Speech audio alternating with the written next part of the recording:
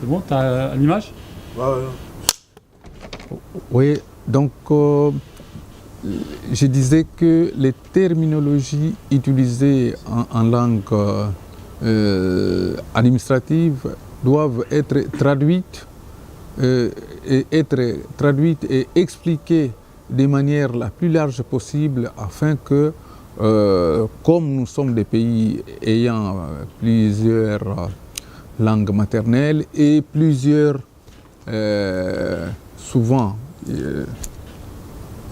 systèmes politiques, nous pouvons, en ce moment-là, utiliser les terminologies, permettre au maximum de gens de parler qui parlent les langues des anciennes puissances coloniales, donc la langue administrative, parler aussi correctement avec une terminologie certaine en langue maternelle. Et donc j'avais commencé à parler de l'exemple d'Isaïr, qui vient du terme Nzadi. Le terme a été mal compris. On a pris le terme Zaïre est devenu officiel, le terme Nzadi est resté un peu plus que caché. Donc à l'étranger, on connaît Zaïre alors que c'est Nzadi. Mais la même chose aussi pour ce qui concerne un terme couramment utilisé comme Musendi. Et donc j'en ai parlé tout à l'heure. Musendi et la transformation, les malentendus sur le terme Musinti. Nti, c'est pays ou la terre. Musi, originaire de. Et donc, lorsque on est originaire du pays, ou originaire du lieu, originaire de cette terre-là, on est autochtone ou indigène.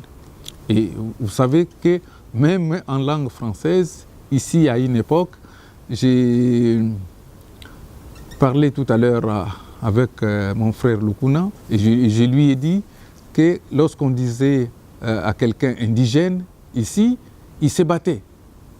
Parce que être indigène, le terme indigène a pris un sens péjoratif, et alors ces indigènes-là a pris le terme péjoratif pour donner indigent.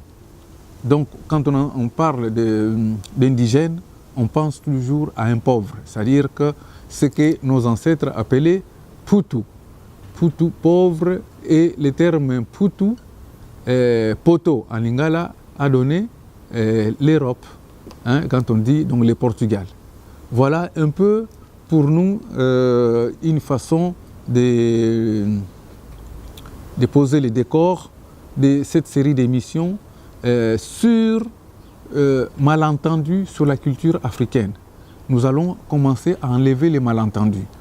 Donc, parce qu'il y a beaucoup de choses aujourd'hui, beaucoup d'idées, beaucoup de comportements qui ne viennent pas de notre culture et qui apparaissent comme faisant partie, comme si ces coutumes ou ces pratiques sociales font partie de la culture africaine.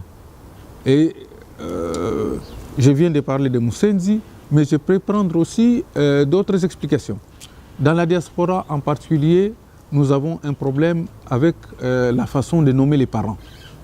Dans la structure de la pensée, de la parenté, avant l'arrivée des Européens, nos ancêtres pratiquaient le matriarcat. C'est-à-dire que les enfants obtenaient leur nom, les noms de lignée, les enfants appartenaient à la famille de leur mère.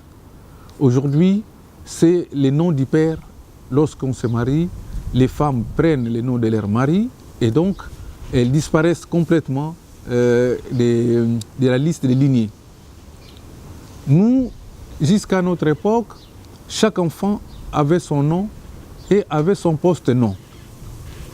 Parce que nous n'avons pas les systèmes vraiment comme ça, précisément des prénoms. Chacun avait ses propres noms, mais se reconnaissait par rapport à la lignée de sa mère, par rapport à la lignée de sa mère, par l'oncle. L'oncle est un terme seulement utilisé pour une personne qui est le frère de la mère. Alors, quelle est la situation actuelle? Prenons les cas dans la diaspora. Nous avons beaucoup de conflits qui sont liés au fait que des terminologies nouvelles sont apparues. Par exemple, on parle des familles recomposées, on parle beaucoup de problèmes de polygamie, on parle beaucoup de problèmes de cousins, des cousines germaines, et toute une terminologie comme ça qui n'existe pas complètement en langue africaine. Lorsqu'on parle par exemple de l'oncle, les gens pensent que l'oncle c'est le frère de papa. Donc revenons, enlevons ces malentendus pour aider nos enfants à sortir des difficultés dans lesquelles on se trouve aujourd'hui et qui font que beaucoup de familles sont divisées parce que les enfants n'ayant pas été initiés à la culture africaine se trouvent dans des difficultés de solidarité. Les enfants ne sont pas solidaires avec les enfants des autres parents, c'est-à-dire de leurs tantes, de leurs oncles, ainsi de suite. Je veux dire ceci, il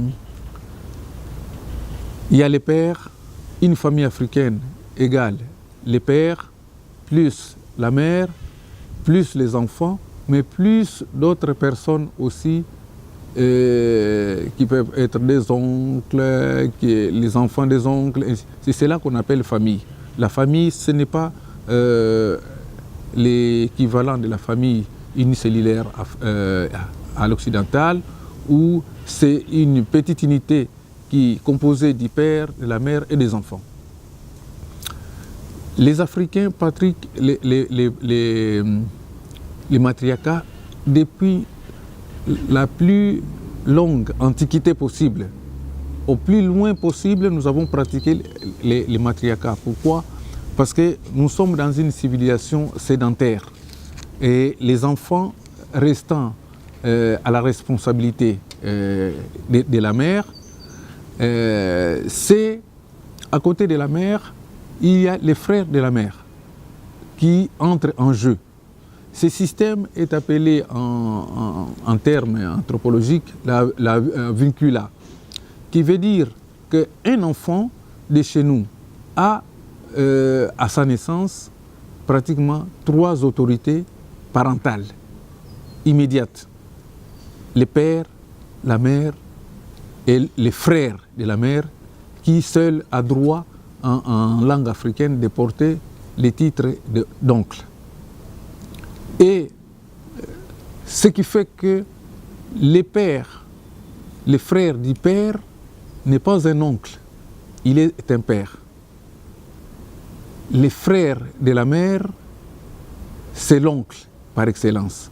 Mais la sœur de la mère est une maman. Vous voyez, et c'est ce que nos enfants ici ne savent pas. Ce système va nous obliger, puisque c'est le sang de la mère, on ne peut pas se marier dans le sang de la mère, d'aller chercher nos épouses ou nos maris en dehors de la famille, ce qu'on appelle l'exogamie. On se marie en dehors, loin, on ne peut pas prendre son cousin. Les cousins n'existent pas, les cousins c'est un frère. Les sœurs, par exemple, lorsque les pères, les parents se sont séparés ou ont divorcé, les enfants qui viennent du côté de la mère comme du côté du père sont des frères et sœurs. Ici, on parle de demi-sœurs, de demi-frères. Et ça pose énormément de problèmes. Je vais prendre un autre exemple. Une des évolutions aujourd'hui de la parenté, c'est ce que nous sommes en train, on appelle ici en Europe, la famille recomposée. C'est lorsque quelqu'un se marie à ses propres enfants après un divorce ou le veuvage, ou qui a vécu maritalement, qui ne s'est pas marié avec la mère ou le père de ses enfants, qui se marie avec une personne qui a des enfants, la famille, cette nouvelle famille est appelée famille recomposée. Or, ce terme aussi ne nous est pas compatible, parce que pour être famille recomposée, pour nous, ce seraient des gens qui étaient mariés, qui se sont séparés et qui se remarient. Mais ce n'est pas des gens qui se marient pour la première fois, pour la seule raison que chacun avait des enfants, qu'on puisse appeler ça une famille recomposée. Voilà un peu des éléments de la culture africaine qui viendront, que nous allons discuter longuement. Je souhaite que tout le monde soit attentif.